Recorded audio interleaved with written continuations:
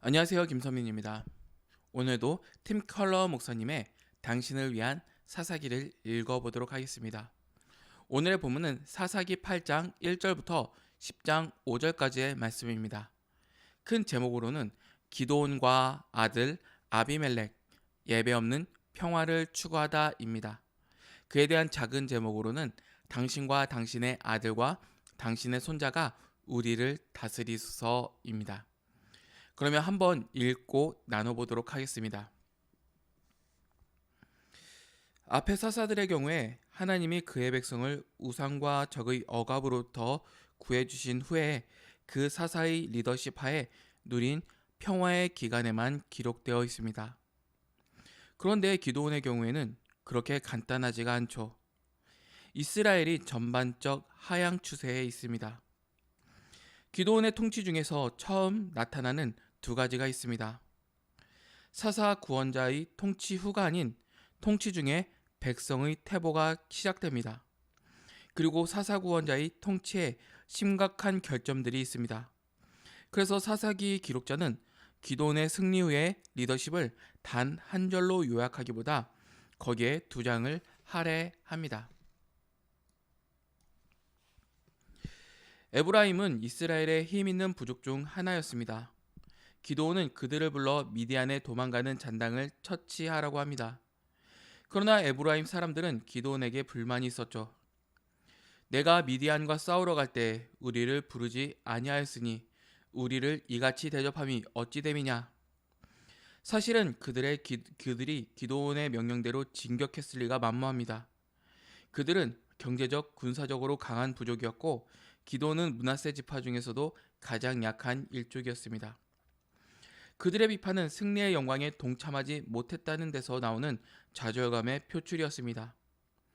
아이러니하게도 두 가지 사실을 드러냅니다. 첫째로는 이스라엘이 하나님을 거슬러 스스로 자랑하며 승리의 영광을 자신에게 돌릴 것이다 라는 하나님의 말씀이 맞았습니다. 둘째로는 여하튼 에브라임은 하나님이 택하신 사사를 존경하고 공경하여 결정을 맡기지 않았을 것입니다. 그들에 대한 기드온의 반응은 예의 바르면서도 외교적이었습니다. 기드온은 에브라임 지파가 자신의 지파보다 얼마나 강력한지를 알고 있습니다. 그리고 에브라임 지파가 기드온과 달리 두 미디안 리더를 이미 붙잡아 죽였음을 일깨웁니다. 에브라임이 자기를 무시하는 것을 꾸짖지 않기가 힘들었겠지만 기도는 말을 삼갑니다. 그렇게 해서 영광과 칭찬을 받으려는 에브라임의 욕망이 충족된 후에야 그들의 노여움이 풀렸습니다. 우리는 이 시점에서 기드온의 겸손과 평화 지향을 칭찬하고 싶을지 모르지만 다음 단락은 기드온이 그런 이유로 에브라임에게 외교적으로 처신한 것이 아니냐는 것을 보여줍니다. 미디안 왕 세바와 살문나를 추격하느라 지친 기드온은 숫곳 마을 주민들에게 기드온의 부하들을 위해 음식을 제공해 달라고 부탁합니다. 그러나 그들은 돕기를 거절하죠. 에브라임과 마찬가지로 그들은 기드온이 적을 무찌르는 것에 대해서 전혀 감사하지가 않습니다. 그들은 이렇게 말합니다. 미디안 왕들을 이미 내 손에 붙잡았느냐? 아니라고? 그러면 우리에게 도움을 바라지 마. 그들은 만일 기드온이 미디안 리더들을 붙잡아 죽이지 못하면 미디안이 대열을 정비해 돌아와서 기드온을 도운 모든 마을을 섬멸할 것이다 라는 것을 알았습니다. 에브라임은 기드온이 미리 부르지 않았다라고 화를 냈지만 속곳은 기드온이 나중에라도 부르지 않길 바랬습니다. 기드온은 부하를 이끌고 전진하다가 분우엘에서도 똑같은 반응을 접합니다. 기드온은 에브라임에서와 매우 다르게 속곳과 분우엘에 대답합니다. 여호와께서 세바와 살문나를 내 손에 넘겨주신 후에 내가 들가시와 찔레로 너희 살을 찢으리라. 내가 평안히 돌아올 때에 이 망대를 헐리라. 이것은 기드온이 에브라임을 외교적으로 대한 것이 그들을 치기 원해서가 아니라 칠 수 없었기 때문이라는 것을 드러냅니다. 또한 하나님이 너무나 기적적인 승리를 주셨기 때문에 모두가 하나님이 주신 승리임을 알아야 했고 기도원에 의한 승리가 아님을 알아야 했지만 기도원 자신마저도 300명의 교훈을 잊어버렸다라는 것을 드러냅니다. 기도원은 하나님이 하신 일에 대해서 자신이 칭찬과 영광을 받아야 한다고 느낍니다. 기도원이 숫곳과 분유할 사람들에게 화를 낸 것은 그가 자신의 업적에 대해서 그 영광을 받길 기대한다는 것을 보여줍니다. 사실 하나님의 성취임을 기도원도 잊고 있었습니다. 숫곳과 분유할 사람들이 기도원이 미디안을 이길 것이라고 믿지 못했을 때 기도원은 그들에게 이렇게 말하지 않습니다. 맞아요. 우리가 그들을 이길 수 있다고 믿기는 어렵다는 걸 알아요. 그러나 하나님께서 은혜로 우리를 사용하셔서 전투에 이기게 하고 계세요. 그러니 저의 힘을 믿지 말고 하나님의 힘을 믿으세요. 그는 그 대신 이렇게 말하죠. 감히 나를 의심해? 돌아올 때 내 힘을 보여주마. 나를 우러러 봐야 한다는 걸 배우게 될 거야. 그래서 300명의 군사로 훨씬 더 강한 군대를 물리치고 세바와 살문나를 잡아 돌아올 때 기도원은 그 말을 지킵니다. 기도는 자기 민족인 이스라엘 사람 한 명을 붙잡아서 숫곳 장로들의 이름을 알아낸 후 너희가 전에 나를 희롱했다고 일깨우고 나서 들가시와 찔레로 숫곳 사람들을 징벌했습니다. 분이엘에도 설상가상이었죠. 기도는 망대를 헐며 그 성읍 사람들을 죽였습니다. 18절부터 19절은 이야기의 구체적인 면을 더해줍니다. 미디안 왕들이 기도온의 친형제를 죽었고 그들의 죽음 때문에 기도온이 그렇게 절실히 그들을 붙잡으려고 했던 것입니다.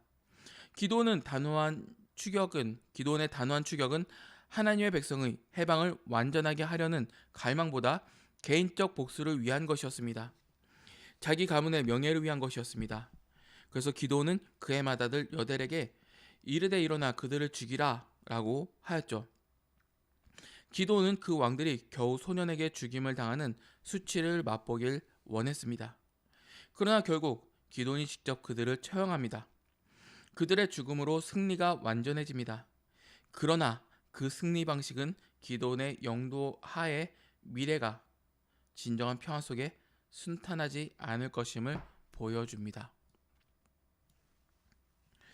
기도는 존경과 영광에 대한 욕구 그리고 자신이 받아 마땅하다고 생각하는 것을 받지 못하자 폭력적이고 매서운 분노를 드러냅니다. 이는 기도원의 전투 승리가 기도원에게 일어난 최악의 일임을 보여줍니다. 기도는 성공에 중독되었고 성공에 의존적이게 되었습니다. 어떤 축복이든 어떤 복을 받는 것에는 무서운 영적 위험이 도사리고 있습니다. 성공을 쉽게 우리로 하여금 하나님의 은혜를 잊어버리게 합니다. 왜냐하면 우리 마음은 우리가 우리 자신을 구원할 수 있다고 믿길 절박하게 원하기 때문입니다. 하나님이 주신 승리도 그런 믿음을 굳히는데 쉽게 사용될 수 있습니다. 우리 스스로 축복을 회복했고 우리가 그 성공에 대한 칭찬과 영광을 받아야 한다는 믿음입니다. 예를 들어 경제적 성공을 통해서 자신의 가치를 입증하려고 극도로 열심히 일하는 사람을 상상해 봅시다. 그에게 일어날 수 있는 최악의 일은 무엇일까요? 직업의 실패라고 대답할 것입니다. 물론 행복과 정체성의 기반을 두는 사람이라면 직업의 실패에 무너질 것입니다. 그러나 최소한 그 실패를 통해 그는 직업적 성취를 우상시했던 것을 멈출 수 있습니다. 그는 신분과 돈이 자신을 성취시켜주지 못한다는 것을 깨달을 수 있습니다. 사실 그에게 일어날 수 있는 최악은 직업적 성공입니다. 성공은 자신이 스스로 성취할 수 있고 자기의 삶을 지배할 수 있다는 그의 믿음을 공고히 할 뿐입니다. 그는 실패할 때보다 성공했을 때 더 성공과 돈의 노예가 될 것입니다. 그는 교만하며 남들보다 우월하다고 느낄 것입니다. 그는 남들이 복종하며 엎드려 절하기를 바랄 것입니다. 앞에 7장 15절에서는 기도온이 자신의 약점을 알았고 승리는 오직 은혜로 이루어짐을 이해했으며 하나님을 예배하고 공경했습니다. 그러나 그게 마지막이었죠. 이제 기도는 성공과 성공이 가져올 명예를 숭배합니다. 기도는 그를 부르시고 무장시키시고 확신을 주시고 그를 위해 전투를 이기신 분이 누구신지를 완전히 잊었습니다. 우리도 우리의 구원과 우리의 선행의 모든 것이 은혜의 선물이며 우리 자신의 성공이 아님을 잊기가 너무나도 쉽습니다. 너희는 그 은혜에 의하여 믿음으로 말미암아 구원을 받았으니 이것은 너희에게 난 것이 아니요 하나님의 선물이라. 행위에서 난 것이 아니니 이는 누구든지 자랑하지 못하게 함이라. 우리는 그가 만드신 바라 그리스도 예수 안에서 선한 일을 위하여 지으심 받은 자니 이 일은 하나님이 전에 예비하사 우리로 그 가운데서 행하게 하려 하심이니라. 이런 사실을 잊기가 너무나 쉽습니다. 우리가 실패할 때 우리가 은혜로 구원받았음을 기억해야 합니다. 그러나 우리가 성공할 때는 이를 훨씬 더 많이 기억해야 합니다. 아멘. 저도 이 부분에 대해서 좀 생각할 만한 내용들이 진짜 많았어요. 한번 저도 목사라는 직분을 가지고 있지만 제 선배 목사님들을 한번 돌아볼까요? 성공한 것처럼 보이고 거대한 교회를 어떠한 사람이 만들어 놓은 것처럼 보입니다. 사람들이 우와 저 거대한 예배당을 봐라, 이 많은 사람들을 보라 라고 하면서 어떠한 지도자를 칭찬하죠. 저기 위대하신 목사님 덕분에, 저기 훌륭하신 장로님 덕분에 우리 교회가 이렇게 부흥했다 라고 말하시는 분들도 많습니다. 그보다 더 무서운 것은 이 영광에 취해버린 교회 지도자들이죠. 어떠한 사역을 합니다. 그리고 어떠한 성과가 눈에 보이고 사람들이 좋아라 합니다. 그렇다면 대다수 목회자들은 아이고 하나님의 영광입니다 라고 생각하기보다는 오히려 그 죄성 때문에 그래 내가 이렇게 했으니까, 이렇게 능력 있게 했으니까, 이렇게 하나님의 뜻대로 했으니까 뭐 이러한 결과가 나오는 것은 당연한 게 아니야? 라고 판단할 때가 있죠. 결국 자기 자신이 신이 되어버립니다. 내가 하는 일이라면 하나님의 뜻이 되어버리고, 내가 하는 일이라면 진리가 되어버리고, 그리고 내가 몇 번 뭐 해서 맞췄으니까 내가 다음에 말하는 것도 항상 옳을 거다라는 착각을 하곤 합니다. 이래서 거의 교회에서 하나님께 영광입니다, 하나님께 기쁨을 드립시다 라고 얘기하면서 결국은 자신을 숭배하는 성도들이 그 교회에 모였고, 자기마저도 그 숭배받는 것에 대해서 어떠한 꺼리낌이 있거나 죄되다라고 판단하지 못하죠. 교회가 있어요. 거대한 교회가 있고 어느 정도 사람이 모여요. 그러면 어느새 하나님이 아니라 누가 봐도 교회 지도자가 하나님이 되어버린 그 꼴을 자주 보게 됩니다. 이건 저도 마찬가지인 것 같아요. 저도 예전에 뭐 사역할 때 사람들이 막 많이 모이고 막 칭찬이 막 들어오고 하면 저도 마찬가지로 그래 내가 하나님의 뜻대로 했기 때문에 이런 성공이 있었고, 하나님의 말씀대로 했기 때문에 이러한 사람들의 모임이 있었어. 그리고 다른 사람들을 둘러보죠. 너희는 나와 같지 않기 때문에 너는 실패자들이야 라는 판단 저도 합니다. 되게 무서운 거 이게. 특히 잘 나가는 목회자들의 경우는 이렇죠. 사람들에게 인정을 받습니다. 그리고 사람들한테 칭찬을 받습니다. 그러면 자기 영광에 취해버립니다. 그리고 나는 좀 더 성공의 자리로 가기 위해서 그 자리에 내 마음과 발걸음을 두게 됩니다. 그와 반대로 내가 하는 사역이 안 되고 누가 봐도 말아먹었어, 사람들이 반응을 해주지 않아, 그리고 성과가 좋지 않아 라고 하면 그래 나는 하나님의 뜻대로 하지 못해서 그런가, 또한 내가 소명이 없기 때문에 내가 이렇게 이 공동체에 어떠한 좋은 유익을 주지 못하는가 라는 판단을 할 때가 많습니다. 단 하나예요. 내가 부하든 쇠하든 흥하든 쇠하든 내 중심이 하나님께 영광을 온전히 드리고 있다면, 내 탓을 하고 그래 나는 뭐 뛰어난 지도자니까 이만한 결과가 나와, 그래 나는 실패한 지도자니까 이것밖에 못해 라는 내 어떠한 결과에 따른 판단이 중요한 것이 아니라 과정 중에서 진리를 따르고 있는지를 우리는 살펴가야 하죠.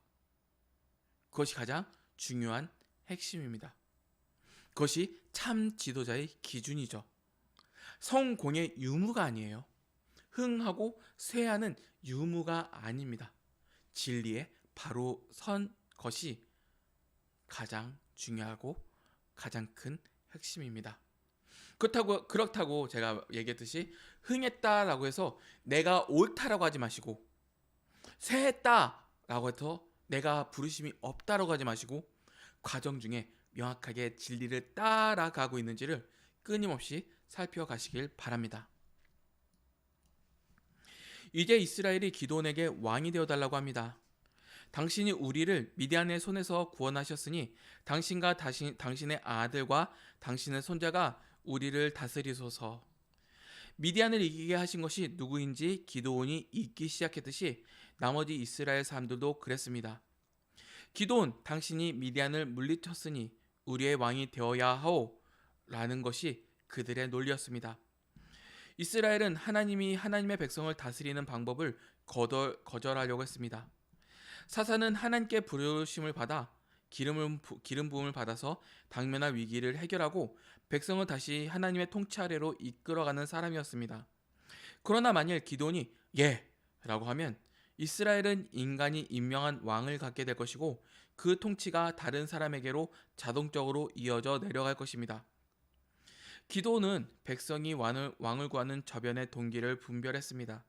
그들은 하나님이 아닌 사람의 통치를 원했습니다.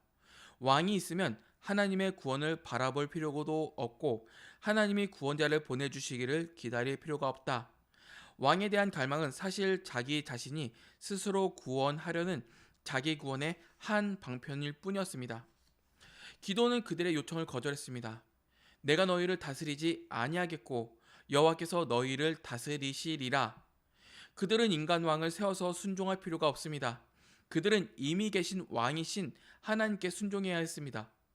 23절에서 기드온은 하나님이 누구시고 자신이 누구인지 마지막으로 기억해야 합니다. 아이러니와 비극은 기드온이 거의 즉각적으로 자신이 한 말에 어긋나게 행동했다는 것입니다. 기드온은 백성의 왕이 되길 거절했습니다. 왜냐하면 그 자리의 영예는 오직 하나님께만 속하기 때문입니다. 그러나 그러고 나서 기드온은 왕이 받아야 할 영예를 요구하기 시작합니다. 기드온은 백성을 해방시킨 금전적 보상을 요구합니다. 그래서 매우 부자가 됩니다. 그러고 나서 기드온은 그 금으로 에봇 하나를 만들어 자기의 성읍 오브라에 두었습니다. 도대체 여기 무슨 일이 일어나고 있는 것입니까? 에봇은 대제사장이 성막에서 입는 것입니다. 성막은 하나님의 백성 중에 인지하시는 장막이었고 그 성막은 실로에 있었습니다. 에봇의 앞부분에 우림과 둠빗이 있었습니다. 하나님께로부터 그렇다 혹은 아니다 라는 응답을 받는데 사용되는 돌이었죠. 에봇은 하나님이 거하시는 참 장소를 나타냈고 위기 때에 하나님의 뜻을 분별하는 방법이었습니다. 그런데 기드온이 자기의 에봇을 만든 것은 결국 자기 동네를 실로와 경쟁하는 예배 장소로 만든 것입니다. 기드온은 사람들이 그에게 와서 지도를 받고 자기 동네를 하나님을 찾을 수 있는 곳으로 보길 바랬습니다. 기드온은 하나님을 이용해서 자기 지위를 강화시켰습니다. 기드온은 자기의 지위를 하나님을 섬기고 하나님께 쓰임받는데 사용하지 않았습니다. 결국 어떤 영향을 미쳤습니까? 온 이스라엘이 그것을 음란하게 사용하였습니다. 사사는 사람들을 신실하지 못함으로 돌이켜 참 하나님께로 이끌어야 했습니다. 그런데 기드온은 오히려 사람들을 신실하지 못하게 이끌었습니다. 겨우 이 시점에서야 이 말이 나옵니다. 기드온이 사는 40년 동안 그 땅이 평온하였더라. 상당히 늦게 나오죠. 그러나 우리는 온전하지 못한 평화라는 것을 압니다. 예배 없는 평화였고 순종 없는 평화였습니다. 기드온은 점점 더 왕처럼 행동합니다. 그의 가족 구성을 보면 그는 많은 아내들로부터 70명의 아들을 뒀고 첩이 낳은 아들도 하나 있었습니다. 많은 아들을 두는 그러한 가족 구성은 왕이 되려고 하는 사람의 것이었습니다. 심지어 기드온은 서자를 아비멜렉이라고 부르기까지 합니다. 이 말은 나의 아버지는 왕이시다 라는 의미이죠. 기도는 왕이 되는 것을 명목상으로 거절했지만 현실에서는 실행했습니다. 이 모든 일은 기도니 여호와께서 너희를 다스릴 것이다 라고 하면서 왕의 자리를 거절하고 나서 불과 몇 구절 만에 일어났습니다. 어떻게 기도는 하나님이 진정한 왕이시라는 것을 알기 때문에 왕이 되기를 거절해놓고서 왕처럼 행동할 수 있을까요? 간단히 말해서는 지적으로는 알았지만 마음이 완전히 사로잡히지 않았기 때문입니다. 그는 하나님의 은혜와 통치에 대한 교리를 지적으로 알았고 어떤 상황들에서는 올바른 대답을 할 수도 있었습니다. 그러나 그의 마음은 이 진리가 어떻게 삶 전체에서 실행될 수 있는지 정말로 이해하지 못했습니다. 그가 머릿속에서는 하나님에 대해서 믿는 것, 그리고 그의 마음의 동기와 그의 손의 행동 사이에 큰 간격이 있었고 그 간격은 점점 더 커져가고 있었습니다. 기도의 잘못은 진리라고 아는 것을 삶 속에서 실행하지 않는 것입니다. 바울은 갈라디아서 2장 14절에서 복음의 진리를 따라 바르게 행하지 아니함이라고 부릅니다. 19세기 설교자 찰스 스펄전이 젊은 그리스도인들에게 한 번 경고했습니다. 자신의 영혼을 구원하려면 목회에 뛰어들지 말라. 그는 알았습니다.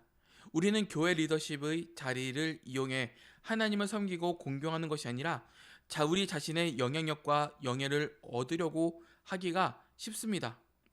물론 기도원처럼 우리는 하나님이 왕이시다 라고 여전히 말은 하지만 사람들이 우리에게서 지도, 응답, 구원을 찾길 바랍니다. 우리는 필요한 존재가 되려고 합니다. 우리는 스스로 에봇을 만들어서 입습니다. 얼마나 교묘합니까? 얼마나 치명적이십니까? 모든 사사의 원형이신 분, 그가 그의 지위를 어떻게 사용하셨는지 보면 얼마나 좋은지 모릅니다. 기도원과 달리 그는 진정한 왕으로서 모든 봉사를 받으실 권리가 있으셨습니다. 기도원과 달리 그는 성막이시며 이 땅 위에 하나님의 궁극적 처소였습니다. 그러나 예수님은 권력으로 나라를 지배하려는 유혹을 거부하셨습니다. 왜냐하면 그가 온 것은 섬김을 받으려 함이 아니라 도리어 섬기려 하고 자기 목숨을 많은 사람의 대속물로 주려 함이기 때문입니다. 그는 성공에 대한 반응으로 자기를 높이는 것, 그리고 실패에 대한 반응으로 자기를 미워하는 것으로부터 우리를 구속하셨습니다. 그는 하나님의 아들의 지위를 사용하셔서 우리를 존경에 대한 욕구나 존경받지 않아서 무너지는 것으로부터 자유케 하셨습니다. 기도원의 에봇과 달리 여기 이분은 우리가 마땅히 예배해야 할 분입니다. 아멘. 죄다 사람이 이렇지 않나요? 전 읽으면서 아까도 먼저 한 번 더 읽어보고 그리고 두 번째로 읽는 건데 진짜 그래요. 목회자가 될수록, 지도자가 될수록 내 수고를 더 생각하고 내 노력을 더 생각하고 사람들이 나를 인정해줬으면 하는 생각이 항상 있어요. 뭐 유튜브로 보면 맨날 뭐 낮은 조회수와 인기도 진짜 없죠. 현실 욕구예요. 아 그래 나는 어떠한 영향력을 끼치고 싶어. 그래 나는 어떠한 능력을 자랑하고 싶어. 그래 왜 사람들이 나의 이런 모습을 이해해주지 못하지? 내가 숨어서 얼마나 신앙생활 잘하는데 내가 또 사람들이 모르는데 저기 어려운 사람을 얼마나 잘 섬겨주는데 라는 생각으로 대접받기를 원합니다. 결국 자신이 왕이 되어버리죠. 성공에 목이 메어 있을 때 이렇게 되는 것 같아요. 목회 성공하는 방법, 목회의 성공자가 되는 방법, 성공이 눈앞에 펼쳐질 때 어느새 그 성공에 따라서 내가 좌우됩니다. 하나님이 아니에요. 철저하게 부서지죠.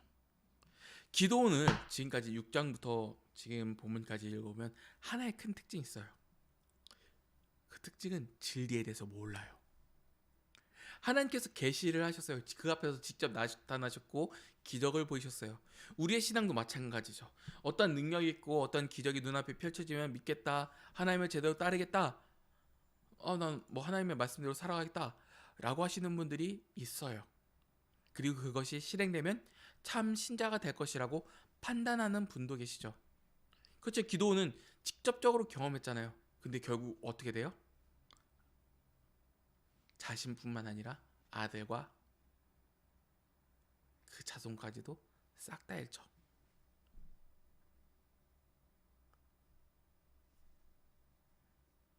끔찍한 결과예요. 심판이요, 심판. 나도 마찬가지, 나도 같은 일을 펼쳐요. 이에 대해서 심히 주의해 볼 필요가 있습니다. 그리고 기도원이 실패했던 것처럼 진리를 모르는 것에서 벗어나야 됩니다. 교회가 잘 된다고 좋은 게 아니에요. 교회가 물질적으로 많다고 좋은 게 아니에요. 결국 그 값은 치릅니다. 하나님께서 뒤끝 장렬하십니다. 한마디로 하면 그래요.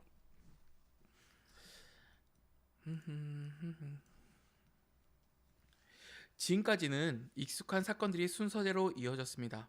죄, 억압, 부르짖음, 사사의 등장, 승리, 평화. 그러나 이제 그 순서와 완전히 달라집니다. 이스라엘 역사 속의 끔찍한 일화입니다. 아비멜렉은 기드온의 첩이 낳은 아들로부터 세겜에 살았습니다.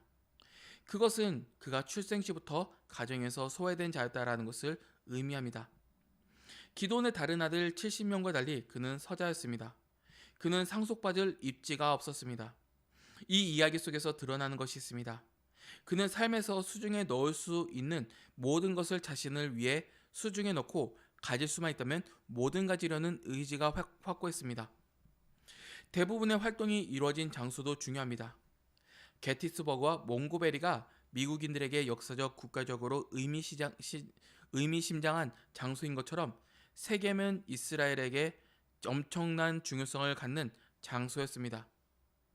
그곳은 하나님이 아브라함에게 나타나셔서 하나님이 아브라함에게 주겠다고 약속하신 땅이라고 말씀하신 곳입니다. 그래서 약속의 땅에서 여호와를 예배하는 단을 쌓은 첫 번째 장소였습니다. 또 아브라함의 후손들이 여호수아의 영도 아래 요단강을 건너 그 땅에 들어간 후에 여호와를 예배하려고 모인 첫 번째 장소였습니다. 그래서 역사적으로 이스라엘의 영적 중심지이자 이스라엘의 영적 상태를 나타내는 영적 온도계이기도 합니다. 그러므로 사사기 9장에서는 세겜에서 일어난 그 일은 가령 미국인들에게 게티스버그의 노예제도를 복구했거나 몽고베리에서 인종차별을 복구하기로 결정했다는 것과 유사할 수 있을 것입니다. 사사기의 다른 모든 리더들은 사사 역할을 구하지 않았지만 하나님께서 그들을 부르셨습니다. 그러나 아비멜렉은 스스로 움켜쥐었습니다. 그는 세겜에 있는 어머니의 형제들에게 가서 자기의 아버지가 왕과 같은데 자기가 그 아들이며 그리고 그들의 친척이라는 점을 부각시켰습니다. 그의 주장은 이렇습니다. 통치자가 한 명인 게 낫겠는가? 우리 중에 한 명을 통치자로 하는 게 좋지 않겠는가? 그러니 내가 너희의 왕이라면 좋지 않겠는가? 세겜 사람들은 동의합니다. 그래서 그들이 바알 브릿 신전에서 은 70개를 내어 주어 그에게 아비멜렉이 그것으로 방탕하고 경박한 사람들을 사서 자기를 따르게 했습니다. 그와 권력을 붙잡은 것은 여호와께 순종해서가 아니라 우상에 의한 자금에 의해서입니다. 그리고 또한 그의 권력은 그가 한 바위 위에서 맹렬하게 죽인 70명의 이복 형제들의 피 위에 기반을 뒀습니다. 기도는 동족 이스라엘 사람들을 죽였는데 이제 아비멜렉은 한 수 더 떠서 자기 가족을 살해했습니다. 사사기의 다른 리더들은 어느 정도 하나님의 계시를 기반으로 통치했습니다. 그러나 여기서 권력은 사사의 활동이나 해방을 위해서 사용되지 않았고 벌거벗은 권력의 자행이었습니다. 아버지 기드온과 달리 아비멜렉은 왕이 되지 않으려는 척조차 하지 않았고 하나님께 순종하여 다스리는 척조차 하지 않았습니다. 여기서 리더 선택의 좋은 교훈이 있습니다. 우리는 하나님께서 중요시하지 않는 자질들에 너무 쉽게 매료됩니다. 더 나아가 우리는 실용적 주장에 너무 쉽게 휘둘립니다. 하나님은 인기, 유머, 학업 성적, 외향성 등등을 귀하게 여기시지 않습니다. 하나님은 하나님의 진리를 고수하고 가정을 올바르게 이끌려 하고 인내하며 자제하는 사람들을 찾으십니다. 하나님은 매너 좋고 옷을 잘 입는 21세기의 아비멜렉을 원하지 않습니다. 그들은 잘못된 이유와 잘못된 기준의 자질들 때문에 선택됩니다.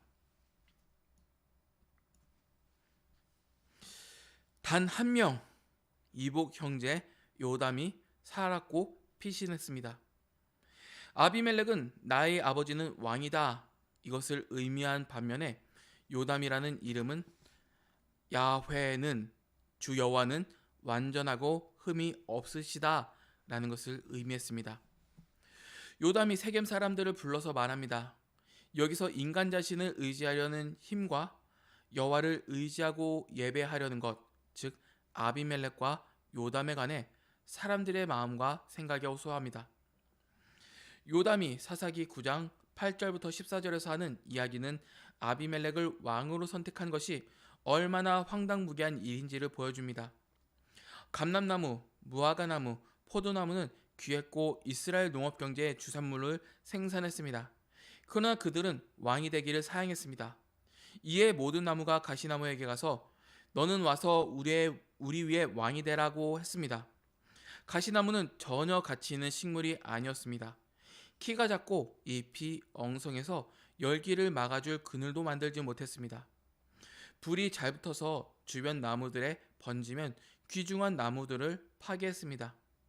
가시나무는 왕이 되기를 수락하면서 그 점을 밝히고 30에서 60cm밖에 자라지 않는다는 점을 감안할 때 터무니없는 주장을 합니다. 30에서 60cm밖에 자라지 않는 나무가 어떤 주장을 할까요? 가시나무는 다른 나무들더러 와서 내 그늘에 피하라고 했습니다. 요담이 들려준 이야기의 요지는 무엇일까요? 16절부터 20절이 설명합니다. 요컨대 이런 말이죠. 만일 너희가 아비멜렉을 너희 왕으로 삼은 것이 기드온의 가족에게 잘한 것이라면 너희가 아비멜렉을 왕의 통치로 큰 복을 받길 원한다. 다시 한번 너희가 아비멜렉 왕의 통치로 큰 복을 받길 원한다. 그러나 만일 너희가 잘하지 않는 것이라면 그렇다면 너희와 아비멜렉이 마땅한 보응을 받기를 바란다. 너희는 그에 의해 불탈 것이다. 그는 너희에 의해 불탈 것이다. 이어지는 이야기는 정말로 엄청나게 큰 불입니다. 세겜 시민들이 충성의 대상을 잘 바꾼다는 사실이 이미 입증되었습니다. 에벳의 아들 가알이 세겜으로 이사를 오자 세겜 사람들이 그를 신뢰합니다. 여기서 큰 아이러니는 가알이 우상의 신전에서 예배했는데 아비멜렉은 그 신전의 돈을 사용했다라는 것입니다. 그리고 가알은 아비멜렉이 했던 것과 같은 주장을 펼칩니다. 아비멜렉은 세겜 사람들과 달리 자기 자신의 명분에 대해 맹렬히 충성스러웠습니다. 아비멜렉의 아버지 기도는 개인적 복수심과 자신이 받아야 할 마땅하다고 생각한 명예 추구에 몰두하는 것으로 끝났습니다. 그러나 그 아들은 그 추구를 한층 더 높은 차원으로 했습니다. 그는 가알과 싸우고 세겜을 정복하고 그리고 나서 거기 있는 백성들을 죽였습니다. 아브라함이 여호와를 예배했던 곳 그리고 여호수아가 모든 백성이 여호와를 예배했던 곳이 결국 황량해지고 소금이 뿌려져서 농사도 지을 수 없게 되었습니다. 1000명이 넘는 세겜 사람들이 그들 우상의 신전인 보로로 도피했습니다. 그래도 아비멜렉의 복수심은 사그라들 줄 모릅니다. 그는 군사를 이끌고 보로를 불태워 버렸습니다. 그래서 세겜 망대에 있는 사람들이 다 죽었으니 남녀가 약 1000명이었다. 데베스의 망대도 같은 운명을 맞이할 것으로 보였다라고 합니다. 그러나 아비멜렉이 망대 앞으로 이르러 공격하여 망대의 문에 가까이 가서 그것을 불사리려 하더니 한 여인이 맷돌 윗짝을 아비멜렉 머리 위에 내어 던져 그 두개골을 깨뜨려 버립니다. 치명상을 입은 아비멜렉은 항상 그렇듯이 자신의 명예에 집착하여 부하들을 시켜 자기를 찌르게 하여 여자의 손에 죽었다라는 소리를 듣지 아니하려 했습니다. 8장 34절부터 10장 6절에서 하나님이 하나님의 개인적인 언약 이름 여호와로 전혀 언급되지가 않습니다. 이것은 하나님을 완전히 그림에서 배제하여 하나님을 예배하지도 고려하지도 않으려고 하는 사회 통치자의 모습입니다. 그렇다면 하나님은 부재할까요? 세겜 사람들이 우상과 돈으로 대학살에 자금을 대고 아비멜렉이 이스라엘의 피비에 나는 사력을 행할 때 하나님은 부재하시는 것 같아 보입니다. 그래서 요담이 비엘에 앉아 그의 형제 아비멜렉 앞에서 도망하고 피하고 있을 때 16절에서 20절에서 16절부터 20절까지 해서 자신이 한 저주가 틀린 것이었는지를 의심했다라고 해도 용서할 수 있습니다. 9장 끝에서 세겜 사람들과 아비멜렉이 쓰러졌을 때도 앙심을 품은 다툼 중에 한 여자가 맷돌을 던진 것이 운 좋게 맞은 결과인 뿐인 것으로 보였습니다. 글 진짜 못 썼네요. 그러니까 이것은 들을 때 헷갈릴 것 같아요. 다시 읽어보겠습니다.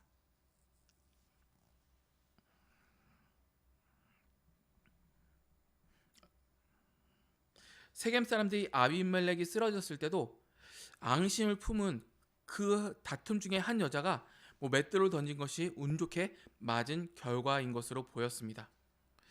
정말로 하나님은 부재하신 것 같아 보였죠.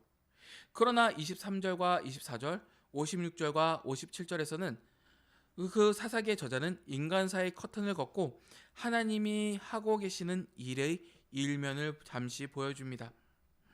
하나님이 아비멜렉과 세겜 사람들 사이에 악한 영을 보내심에 이는 여룻바알의 아들 70명에게 저지른 포악한 일을 갚으려는 것이었습니다. 아비멜렉이 죽고 나자 저자가 또 논평합니다. 아비멜렉이 행한 악행을 하나님이 이같이 갚으셨고 또 세겜 사람들이 모든 악행을 하나님이 그들의 머리에 갚으셨다라고 하시죠. 하나님은 침묵하셨을지 몰라도 부재하진 않으셨습니다. 자연스러운 사건의 진행 같아 보이는 것 속에서도 하나님이 심판을 행하고 계셨습니다. 하늘에서 벼락이 떨어지진 않았지만 정의가 실현되었습니다. 바울이 로마서 1장 18절에서 말한 것과 같이 하나님의 진노가 불의로 진리를 막는 사람들의 모든 경건하지 않음과 불의에 대하여 하늘로부터 나타나나니 하나님의 심판은 미래의 어느 날을 위해 유보된 것만이 아니라 오늘날에도 현존하는 실세임을 알아야 합니다. 사사기의 이 무서운 이야기는 하나님의 현재적 심판에 대한 세 가지 진리를 우리에게 보여줍니다. 하나는 심판은 보이지 않게 다가옵니다. 하나님이 세겜 사람들의 마음속의 악을 하나님의 정당한 목적을 위해 사용하려고 보내신 영을 그 시대 사람들은 보지 못했을 것입니다. 우리 시대에도 하나님이 어디서 언제 어떻게 사람들을 심판하고 계신지 커튼을 젖히고 말해줄 신성한 영감을 받을 저자는 없습니다. 우리는 그 일이 일어나고 있다는 것을 알긴 하지만 우리는 절대로 그 사건을 가리키며 하나님이 당신이 저지른 이 특정한 죄 때문에 당신을 심판하고 있어 라고 말할 수가 없습니다. 두 번째입니다. 심판은 기다림 후에 임합니다. 요담이 심판과 심판의 도래에 대한 경고를 한 후 3년이 지났습니다. 그 3년 동안 아비멜렉이 다스렸고 아비멜렉의 죄값은 치러진 것으로 보였습니다. 그 기다림은 이야기 속에서 단 한 절에 나옵니다. 그러나 요담에게는 그 3년이 상당히 길게 느껴졌을 것이 분명합니다. 그 기간 동안 요담은 인내와 신뢰를 배워야 했습니다. 세 번째입니다. 심판은 인간의 죄의 결과를 통해서 임합니다. 세겜은 불충성 때문에 파괴되었습니다. 세겜의 가장 큰 죄가 결국 몰락의 원인이 되었죠. 아비멜렉은 어떤 인간적 값을 치르더라도 자신의 지위를 지키려는 욕망 때문에 멸망했습니다. 아비멜렉의 가장 큰 죄가 역시 그의 몰락의 이유가 되었습니다. 하나님이 반역자를 심판하실 때 다른 인간 반역자를 도구로 사용하십니다. 아멘. 하나님 부재, 정말 많은 고민을 하게 만듭니다. 우리의 현실을 사는 가운데서, 그리고 신앙생활을 하는 가운데서 하나님이 부재한 것처럼 여겨질 때가 많죠. 마지막 가까운 하나님은 부재하시는가, 그 부분에 이스라엘 상은 어떠했나요? 아비멜렉이라는 사람이 와서 악을 행했어요. 70명을 죽였죠. 그리고 3년 동안 평안했어요. 악한 지도자가 와서 하나님의 교회를 치리한다, 통치한다 라고 얘기를 해요. 그리고 하나님의 말씀도 제대로 가르치지도 않고 하나님의 양들을 제대로 돌보지도 않고 사랑하지도 않아요. 우리는 경험하죠. 어떻게 저런 자가 교회 지도자가 될 수 있지? 어떻게 저런 자가 이 나라의 지도자가 될 수 있지? 어떻게 저런 자가 저렇게 떵떵거리면서 잘 살 수 있지라는 고민과 생각들이요. 악하잖아요, 보시다시피. 근데 떵떵거리면서 잘 살아요. 우리는 여기서 하나님이 부재하시는가? 라는 그 물음을 하게 되죠. 그리고 하나님 없는 것처럼 살아가기도 합니다. 저도 마찬가지죠. 저도 악을 행하고 죄를 행합니다. 그리고 그때마다 하나님의 부재가 내 안에 있음을 알죠. 하나님 어떻게 두고 악을 행해요? 그리고 돌이켜서 하나님 계셨지. 그래서 제게도 가장 큰 문제예요. 악을 행한다, 내가 악을 행한다, 죄를 범한다. 하나님 부재하다고 내가 그 순간 믿기 때문에 내가 악을 행하는 거예요. 동시에 내가 죄와 함께하지 못하는 가장 큰 이유는, 비록 눈에는 보이지 않지만 그럼에도 불구하고 하나님께서 우리와 함께 하시며 하나님께서 이를 분명히 심판하신다라는 것을 알기에 우리는 가능한 그 하루하루를 살아가죠. 교회도 마찬가지예요. 저는 단 한 번 경험한 것 같아요. 지도자답지 않은 지도자요. 성도를 전혀 안 돌봐요. 연락을 하면 처음 받아보는 거래요, 전화를. 그리고 교회 문 다 잠그고 풀만 키워요. 돌 열심히 닦고나 앉아있어요. 그 시간에 성도들한테 연락 한 번이라도 하지. 친한 몇 성도들에게만 연락 가끔 하고, 그 시간 1년 내내 연락 한 통도 안 해요. 말씀이라도 준비하던가요. 다른 목사님들과 놀러와서 예배 시간 1, 2분 지각해 놓고서 급히 올라가고, 척 들어가도 자기가 하고 싶은 소리 하고. 예배를 그따구로 준비하는 게 세상에 어디서 목사라고 합니까? 목사라고 얘기할 수가 없어요. 부끄러운 줄 알아죠. 최소한의 선이라는 것도 있어요. 예배 시간 늦게 온다니까요. 1, 2분 늦게 와가지고 딱 한 번 그랬어요. 그렇게 늦게 오거나 아니면 5분 전에 오거나 놀다가. 그것 영적인 일이래요. 그리고 설교도 준비 안 하고 자기소견만 얘기하고 하나님의 말씀을 빙자해서 자기가 영광을 취하는 거죠. 그리고 틀린지도 몰라요. 성도들이 말이 많죠.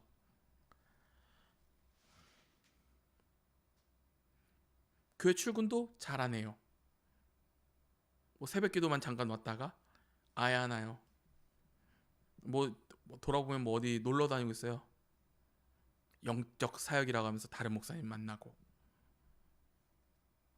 성도들은 연락 한 통도 못 받았는데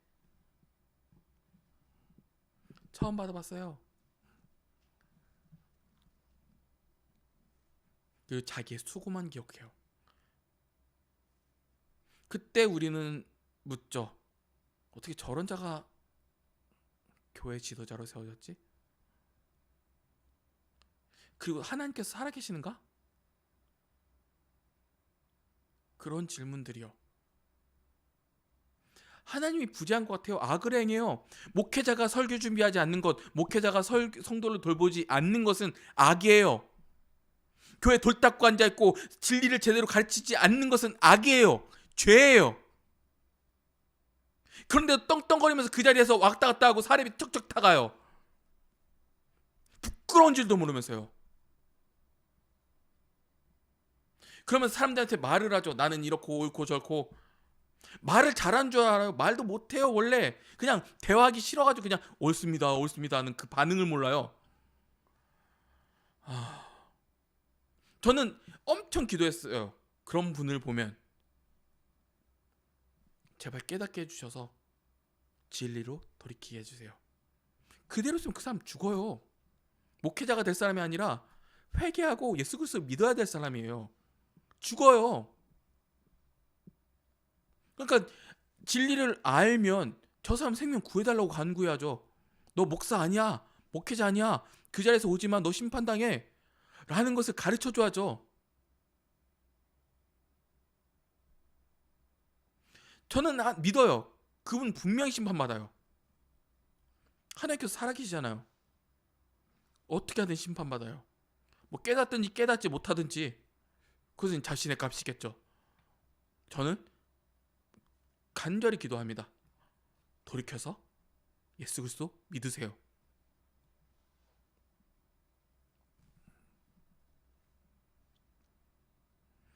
교회들 현실, 악을 행해지고 싸움이 일어나고 악한 지도자가 활개치고 다니고 그러면서도 떵떵거리면서 잘 사는 꼴 너무나 쉽게 봅니다. 선지자라도 등장하면 때려잡으려고 하죠. 악합니다. 그런 거 하지 마세요. 성도들한테 한 통의 전화라도 해주세요. 1년에 한 통도 못 받았다는 성도가 있길, 그게 목사입니까? 몇 명 없으면서도.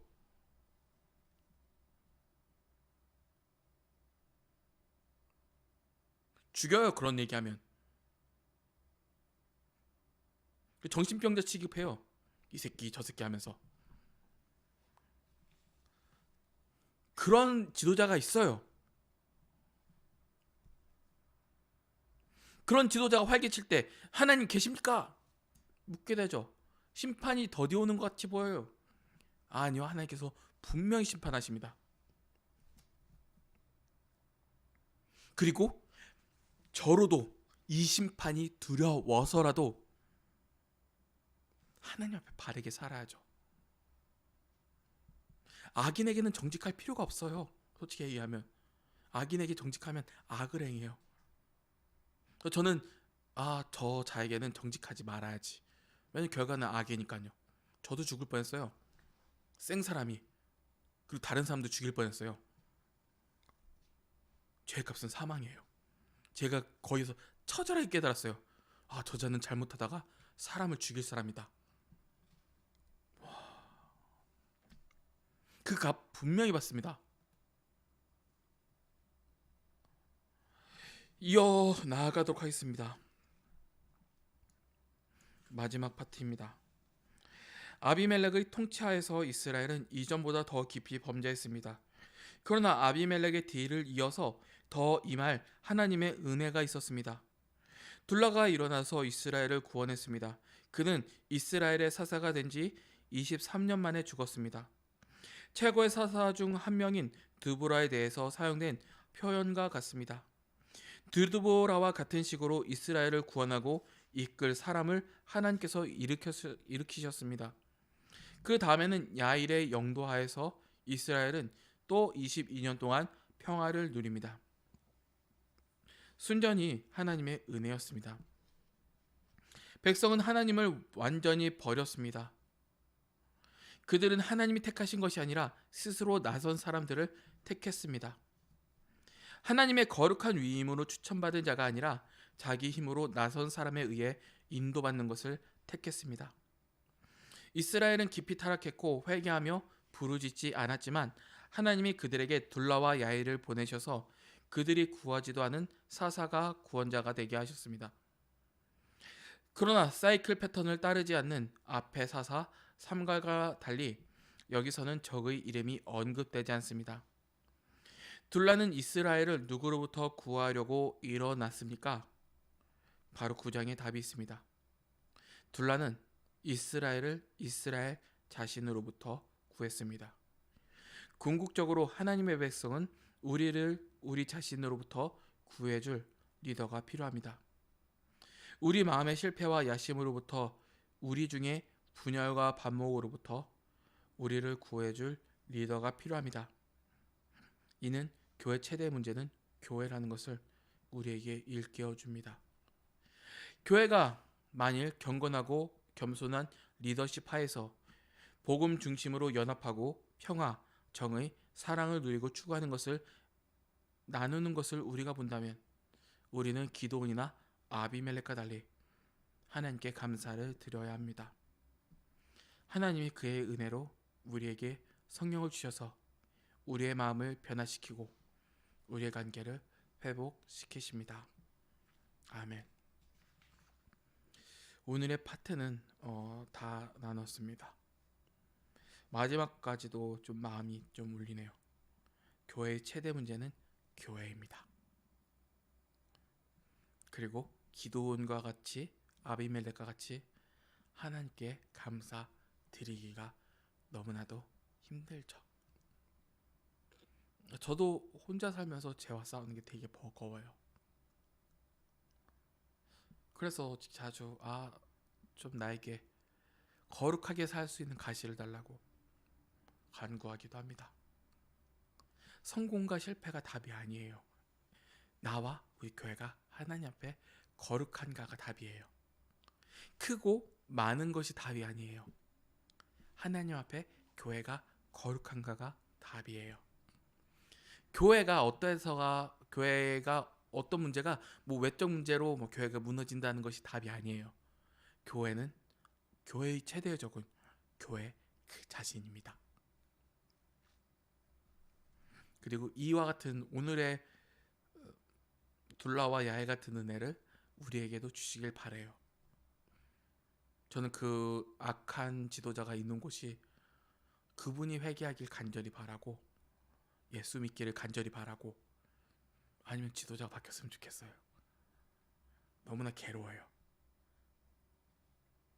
좀 아직도 남겨진 제 가시 같기도 해요. 부끄러운데 부끄러운 걸 견제해 주지도 못하잖아요. 자기 듣기 좋아하는 얘기를 해줄 사람만 이렇게 듣고, 그리고 자신에게 그렇게 살지 마세요 라고 하는 것은 떠나거나 무시하죠. 내가 얼마나 이 공동체에 수고했는데 스스로 자화자찬하면서요. 심판당해요. 분명히 심판당해요.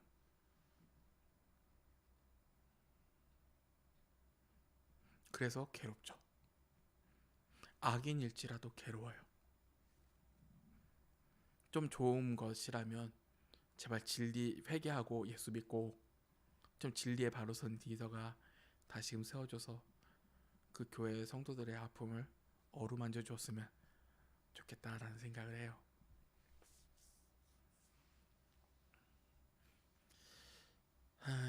아무튼 그러합니다. 아무튼 오늘의 사사기 읽기를 마치도록 하겠습니다. 이만 마치겠습니다.